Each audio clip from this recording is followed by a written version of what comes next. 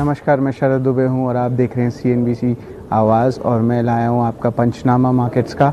तो सबसे पहले बात करेंगे आपके निफ्टी के बारे में। तो तकरीबन 1.5% का गिराव देखने को मिला है और ऑलमोस्ट 1000 पॉइंट का ड्रॉप हुआ है पिछले 2 सेशन में सेंसेक्स का, जब उन्होंने 50,000 का आंकड़ा पार किया। उसके अलावा देखें तो मोस्ट ऑफ द सेक्टर्स आपके लाल निशान में थे, लेकिन जो कुछ पैक थे जैसे ऑटो एंसिलरी पैक हुए जिसमें टायर हैं और आपके जो मिड कैप IT स्टॉक्स हैं उनमें तेज़ी देखने को मिली है और अर्निंग्स रिलेटेड भी मूवमेंट देखने को मिली है स्टॉक्स की। उसके अलावा हम लोग बात करेंगे एडवांस डिक्लाइन रेशियो के, जो तकरीबन 1:3 है, बुल्स के फेवर में है इस बार।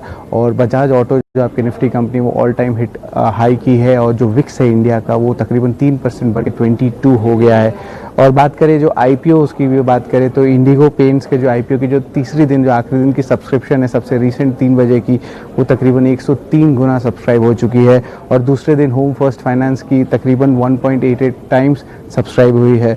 और 2-3 मार्केट मूविंग न्यूज़ थे। तो सबसे पहले बात करूंगा औरबिंदो फार्मा की, उसमें भी छलांग देखने को मिली तकरीबन 3%। तो बेसिकली उनके जो PLI एप्लीकेशन है वो तकरीबन 3 प्रोडक्ट के लिए मंजूरी दे दी गई है। उसके कारण एक जो इन्वेस्टमेंट है जो गवर्नमेंट करेगी तकरीबन 3600 करोड़ करेगी और कंपनी एक्सपेक्ट कर रही है कि ये जो काम है कमेंस हो जाए अप्रैल 2023 से। इससे क्या होगा, ये जो प्लांट्स होंगे आपके जो बल्क एक्सपोर्ट्स होते हैं दवाई के इंडिया में और बाहर, ये दोनों को जो है कंपनी दे पाएगी। उसके अलावा बाइकॉन का भी आज प्रेस कॉन्फ्रेंस हुआ था, स्टॉक नेगेटिव रिएक्ट किया था। उनके जो आर्म है बाइकॉन बायोलॉजिक्स, उनकी MD ने इस्तीफ़ा दिया था, लेकिन उसके अलावा भी उन्होंने कहा था कि R&D स्पेंड जो होगा वो ज़्यादा होगा इस साल, तो उस पर EBITDA पे भी फ़र्क पड़ेगा, पर अगले साल आउट परफॉर्मेंस देखने का होगा, मैनेजमेंट ने कहा।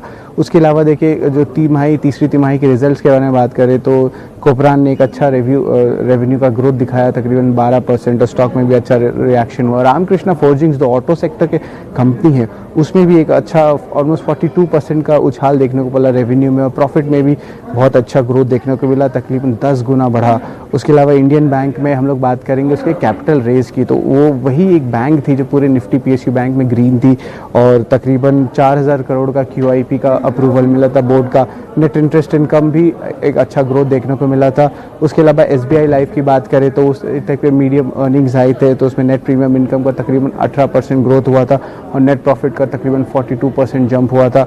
सिम्फनी में प्रेशर ज़रूर दिखा और उसके टॉप लाइन में भी इम्पैक्ट आई थी, इसलिए स्टॉक प्राइसेस में भी आज फ़र्क देखने को मिला। और मंगलम ऑर्गेनिक्स जो है ये स्मॉल कैप कंपनी है, स्टॉक ने तकरीबन 19% का हाई आज दे दिया, बहुत बेहतरीन नंबर्स लाए, जिसमें रेवेन्यू का ग्रोथ तकरीबन 34% हुआ और प्रॉफिट भी तकरीबन 4 करोड़ थी आपकी लास्ट ईयर की और इस बार तकरीबन 30 करोड़ की, तो बहुत अच्छा ग्रोथ देखने मिला। और याद रखिएगा कि ये जो ग्रोथ है इनकी जो दूध कैम्फर की कंपनी उससे ये बेनिफिट्स आ रहे हैं। उसके अलावा जो हम लोग बात करेंगे JSW स्टील के रिजल्ट्स अभी आए हैं और इसके सारे डिटेल्स हम बताएंगे, पर जहाँ तक हमें पता है जो पहले नंबर्स आए हैं तो उससे पता चला है कि जो प्रॉफिट जो एस्टिमेट्स को बीट किए हैं और EBITDA में भी अच्छा उछाल देखने को मिला है। EBITDA पर टन का तकरीबन 13,500 रुपीज़ पर टन का एक्सपेक्टेशंस था और अच्छे रियलाइजेशंस भी देखने मिलेंगे।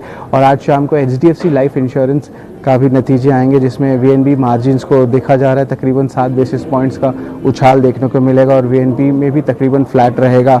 अभी ये जो ग्रुप टर्म बिजनेस है इस पे जो है मार्जिन का जो इम्प्रूवमेंट है वो उसे ड्रैग करेगा। और आज के जो स्टॉक्स के बारे में जो मूव बात करें तो निफ्टी गेनर्स में आपके ऑफकोर्स ऑटो के 2 पैक थे, बजाज ऑटो थे, हीरो ऑटो थे और FMCG पैक से HUL था और आयशा मोटर्स थे। निफ्टी लूजर्स में मेटल पैक है जिसके बात करूंगा, जिसपे मोस्ट ऑफ द मतलब पूरे हफ्ते में मेटल इंडेक्स पे पूरी प्रॉफिट बुकिंग देखने को मिली है। तो आपकी JSW स्टील हुई और उसके बाद NMDC हुई, तो इन पर जो है नेगेटिव दबाव पड़ा। उसके अलावा आपके जो मिड कैप गेनर्स है वो आपके ऑटो स्पेस में भी थे और थोड़े से इंफ्रा स्पेस में थे, जो एंड्योरेंस टेक हुआ, कमेंस हुआ, अशोक लीलैंड हुआ, TVS मोटर हुआ। मिड कैप लूजर्स में SRF था।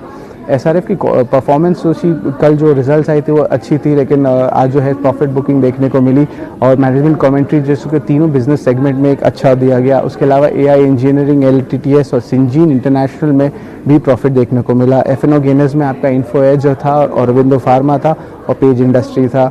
और बैंकिंग लूजर्स में बात करेंगे बंधन बैंक और RBL बैंक का, तो बंधन बैंक के जो रिजल्ट्स आए थे कल तो उसमें बहुत नेगेटिव देखने को मिले थे। उनके जो GNPA रेशियो थे तकरीबन 7% थे अगर सुप्रीम कोर्ट का डिस्पेंशन नहीं रहता तो। और कलेक्शंस भी जो आपके असम के अम्फान साइक्लोन में हुए थे तो उसमें भी एक चिंता का इशू था।